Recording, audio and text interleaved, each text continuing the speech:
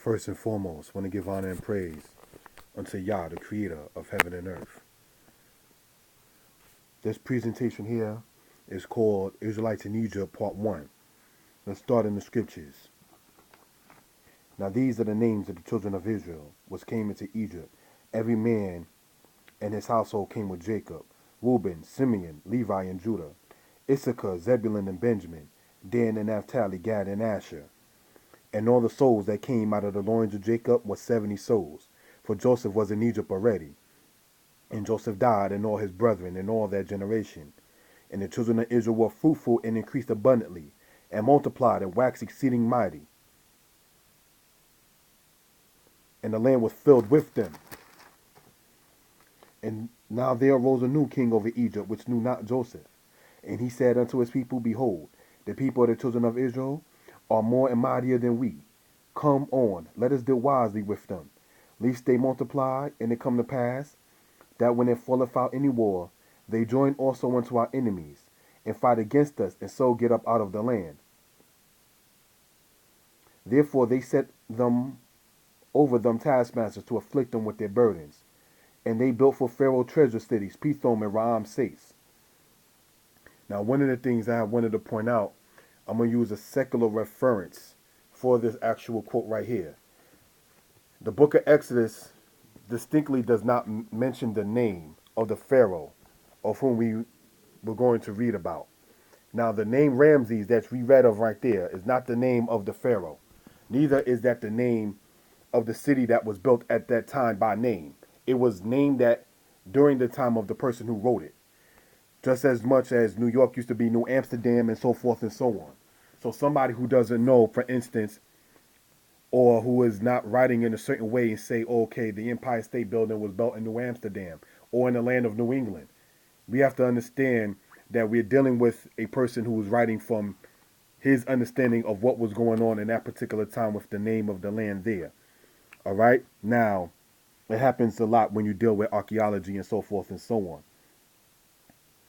It says distinctly in there that the children of Israel were in the land of Egypt and they grew mighty within there. Now, I have a book here written by Donald Radford. It is called Egypt, Canaan, and Israel in Ancient Times. All right, now, in this book here, we're going to go to page 101 and read a matter concerning this subject here. It says the following. The Brooklyn Museum Papyrus and other brief notices passed in review in the last chapter demonstrate clearly the presence in Egypt during the 12th and 13th dynasties of a sizable Asiatic population of servile status, presumably brought back as a result of foreign wars. Although there is nothing to suggest that this population was any larger in the Eastern Delta than elsewhere, it is not unreasonable to suppose that with the gradual weakening of the royal authority, the Delta defenses were allowed to lapse, and groups of transhumans found it easy to cross the frontier and settle in Lower Egypt. Although the next step in the argument is largely inferential, it can be led to believe that in time, the Asiatic population in the Eastern Delta grew to exceed in number the native Egyptian stock. So I wanted to read that part right there because it distinctly speaks about the Brooklyn Museum Papyrus. Now, that papyrus, we're not going to get into too deep into this presentation, but when you go and study about it upon your own time, it is written during the time of Dynasty 13 of Egypt. And it speaks about people who were slaves in Egypt who were Asiatics or Hebrews. All right? One of the things I wanted to point out in correlation with the scripture, it states that emphatically, one can be led to believe in time the Asiatic population in the Eastern Delta grew to exceed in number the native Egyptian stock.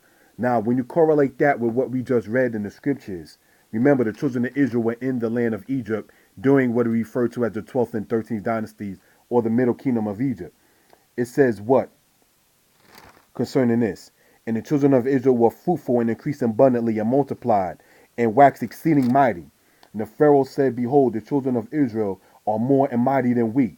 Now, brothers and sisters, the children of Israel in this presentation right here is the authors of the book of Exodus. So you can correlate that with what we see, brothers and sisters, in what we refer to as the Brooklyn Papyrus.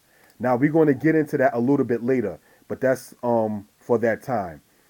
I wanted to speak about the fact that the Brooklyn Papyrus speaks about Asiatic slaves in Egypt being in correlation of the time of the 12th and 13th dynasties of Egypt.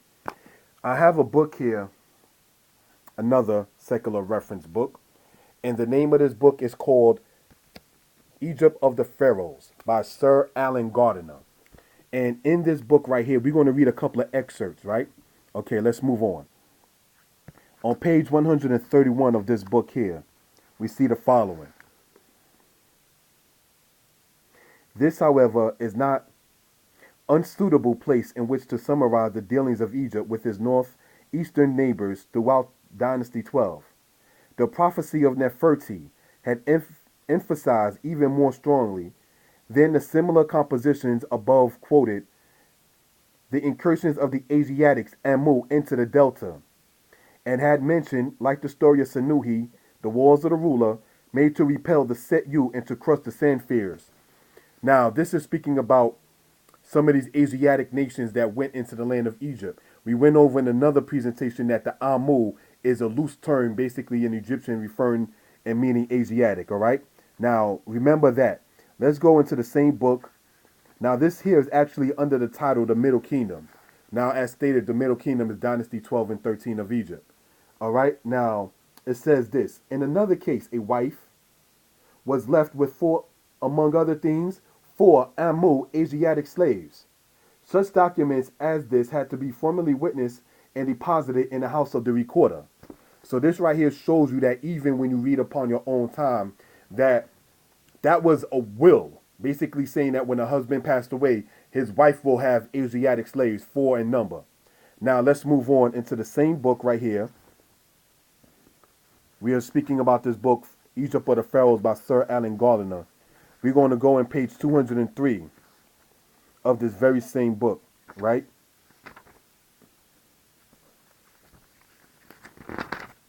And we read the following.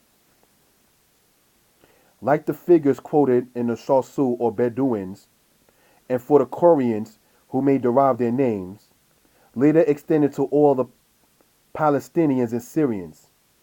From the Hurrian invaders from the north, immediately proceeding, there is a reference to the Apiru, a much discussed term which we cannot afford to ignore.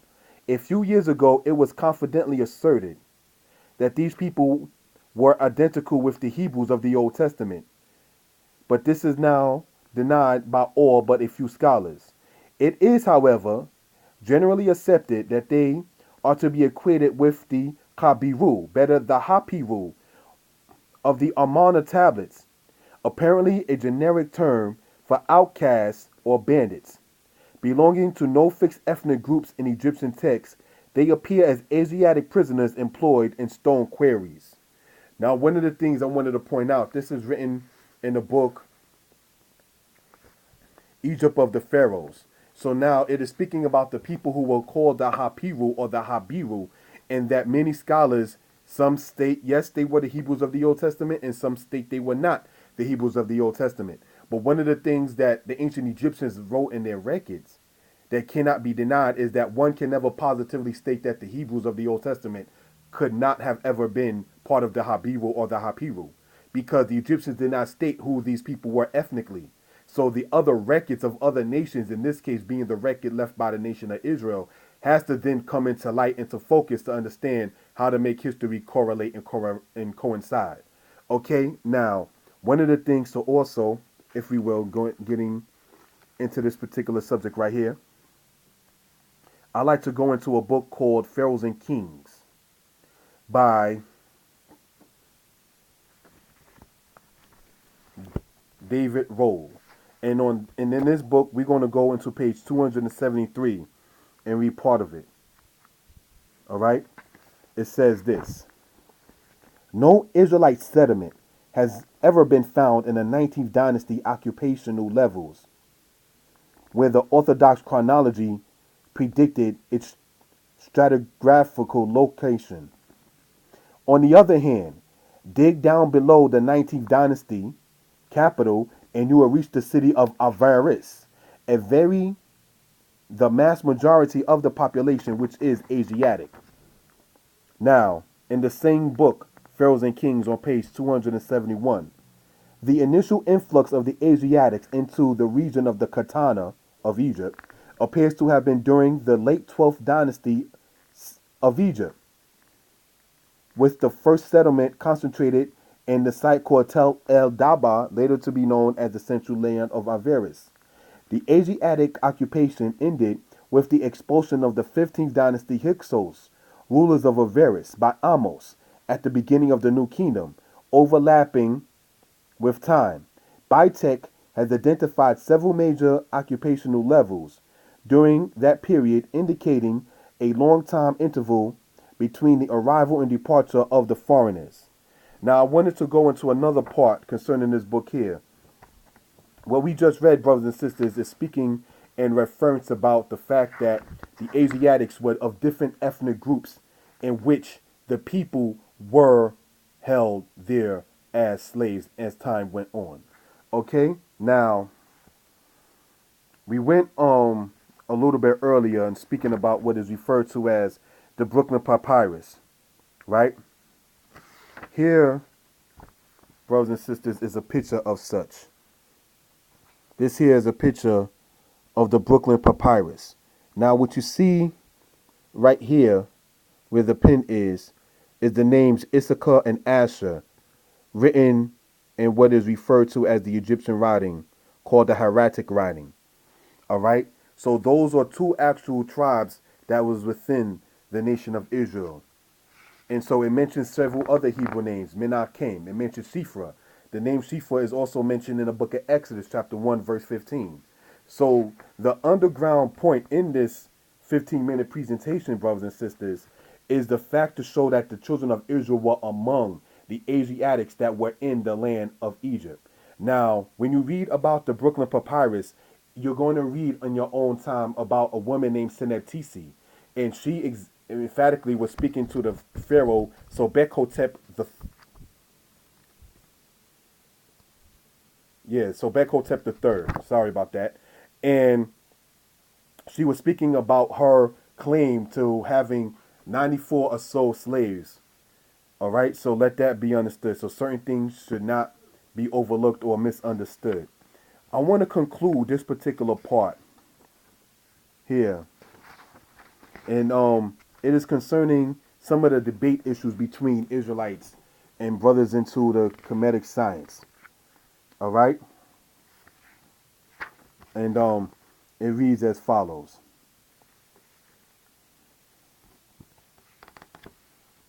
When one is discussing the issue of the Israelites and the Egyptians, there must be a careful eye to watch how a conversation goes. See, they feel Israelites only read the Bible, and that is the only book Israelites read. Thus, when an Israelite mentions the writings of Egypt, such as the Brooklyn Papyrus 35.1446, and other writings, many who care to debate the Israelites may be taken aback, because someone lied to them about what Israelites actually study. A question to ask is where did these people get many of the dates that they propose from?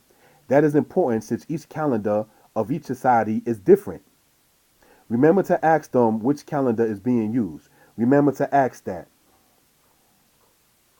Sometimes many try to ask the Israelites where are the graves of the Israelites of old, like the one from the Bible era. For that, my response actually is, where do you see the burial of Harriet Tubman? Or where's the burial of Nat Turner? Or where's the burial of Hannibal? Or where is the burial of, not trying to be funny, Tupac? Their logic says that if a grave cannot be seen, then it must have never had existed in history. So now, there are certain things to point out concerning that type of matter in concluding this particular subject that we just have to begin to use logic and understanding. All right, so this concludes part 1 of the Israelites in Egypt. Shalom, brothers and sisters. Most High bless.